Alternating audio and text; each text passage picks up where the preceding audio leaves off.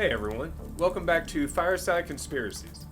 I'm Nick, your host, and today we're doing a quickfire because something's bubbling up online again that just won't die. And honestly, it keeps getting stranger every time it resurfaces. CERN, the home of the Large Hadron Collider, is trending hard right now. Not just the usual "they're turning on the machine" memes, but fresh clips and posts claiming recent LHC runs have produced anomalies actually reacting to the presence of different humans. There are also reports of strange lights near Geneva, and speculation that they're once again attempting to open portals to other dimensions, or worse, have actually succeeded. So grab a drink, pull up a seat by the fire, and let's step through the looking glass. First, let's start with the statue. Outside of CERN's main campus stands a 2-meter tall bronze figure of Shiva, the cosmic dancer, lord of destruction and creation in Hinduism. It was a gift from the Indian government in 2004 to celebrate CERN's contribution to science and India's role in particle physics. But we have to ask, is this really just art? Or a deliberately placed symbol of intent?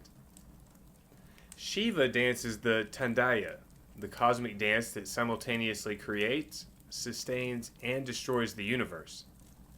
The ring of fire around him represents the cycle of creation and dissolution. His raised foot crushes ignorance, his lower hand points to the demon of ego, and his dance is said to happen in a state of ecstatic trance where the boundaries between worlds blur. I'm just saying, that's not exactly the same as putting Carl Sagan up there. So why put the literal god of cosmic destruction and rebirth in front of the place that smashes particles together at energies mimicking the Big Bang? There's even a plaque quoting physicist Capra, saying modern physics has shown us that the rhythm of creation and destruction is the very essence of inorganic matter. Considering it connects with the Hindu concept of preludia, the periodic dissolution of the universe, you have to wonder if CERN is ritually or even just accidentally on the verge of triggering something similar. But let's put the statue aside for the moment and talk about the portals and demonic claims. The idea isn't new. It spiked hard in 2016 when a viral video showed cloaked figures supposedly performing a human sacrifice near the Shiva statue. Of course, CERN called it a stunt by pranksters who snuck onto the campus at night. But there have been several stories of rituals being performed and then passed off as artistic displays by the staff or guests that have been invited. I get the idea of team building and creating a fun environment at work. Everybody needs a trust fall. But CERN seems like an odd place to emulate paganistic and demonic rituals just to blow off a little steam. And then again, so does the Olympics, but that hasn't stopped them either. So, I'm not saying that every time the LHC ramps up, like the recent 25 and 26 run, that the gates of hell are opening, but weird things tend to happen. Strange cloud formations over Geneva that look like swirling vortexes. Unexplained electromagnetic anomalies or power surges being reported. And now, viral claims of an AI-flagged human presence reactive particle signature from late 25 and early 26. This data is showing that particles aren't just reacting differently in the presence of observation, as we've seen in the past. They are actually acting differently based on who is observing them. So, in layman's terms, which is definitely what I am, they are getting one reading with no observers, another with one of the scientists present, and a third different reading using a different scientist. And look, I'd love to get you more than speculation and rumor on this, but when it comes to CERN, its secrecy level is rising up to that of the Vatican and the Smithsonian. Then there's the bigger theory. The collider might be accidentally or intentionally contacting or summoning entities from other dimensions. Some point to whistleblower-like claims that certain high-energy collisions produce micro black hole-like effects or ripples that briefly align parallel realities. Others reference physicists Michio Kaku and Lisa Randall's work on extra dimensions and brain cosmology. Ideas that the LHC could theoretically probe hidden dimensions if the energy is high enough. And that's not a breakthrough they're going to broadcast to the world. It's likely the only ones who would know about it would be the world's most elite. Then there's the demonic aspect. Critics jump on this as religious hysteria, but those same critics will insist that multiple dimensions exist. So, if we grant their argument that another dimension may exist, and it could coexist with this world, then anyone in history who witnessed that crossover would almost certainly describe what they saw as angels, demons, or more recently, aliens.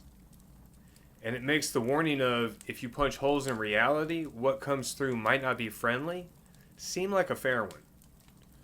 Or consider Revelation's bottomless pit, and the famous quote from Nietzsche, when you gaze long into the abyss also gazes into you. CERN has often been called the modern-day Tower of Babel, a place where humanity is once again speaking one language, the language of science, and reaching for the power of God. But don't get me wrong, it's a fundamental part of our human nature to ask why. I mean, heck, it's the very reason for this podcast. So, it's not the desire to know more that we side-eye. It's the intentions of those who are orchestrating it that give us a moment of pause. Then there's the magnetic pole shift idea, which is fascinating and personally one of my favorites. Earth's magnetic poles are moving faster than ever recorded. The North Magnetic Pole is drifting towards Siberia at roughly 34 miles a year and climbing. As this process increases, it seems that the world is accelerating towards a transition. Some refer to it as the Age of Aquarius. Hindus call it the Satya Yuga. And we've probably all heard of a coming age of enlightenment. So, what if as the pole travels, it's actually realigning us with other dimensions out there?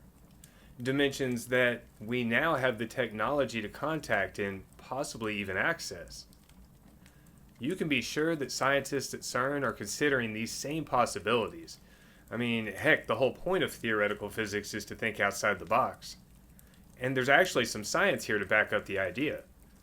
Some researchers warn that during a full geomagnetic reversal, the field weakens dramatically. During these times, cosmic radiation increases, auroras appear all the way down at the equator, and some models suggest temporary portals or alignment points could appear where Earth's field is most sensitive, the ley lines.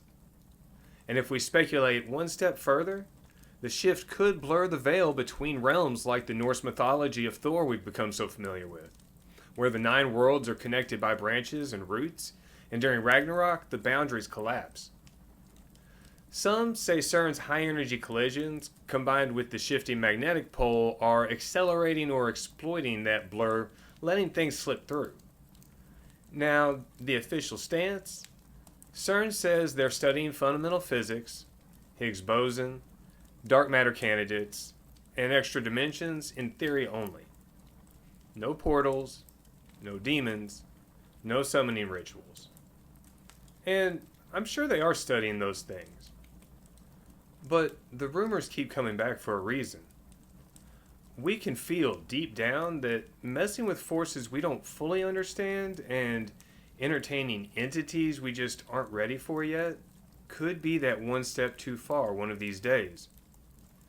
Everything is happening so fast with the advancement of AI, breakthroughs in quantum computing, and information dumps nonchalantly dropping that ancient UFOs are in South Korea now.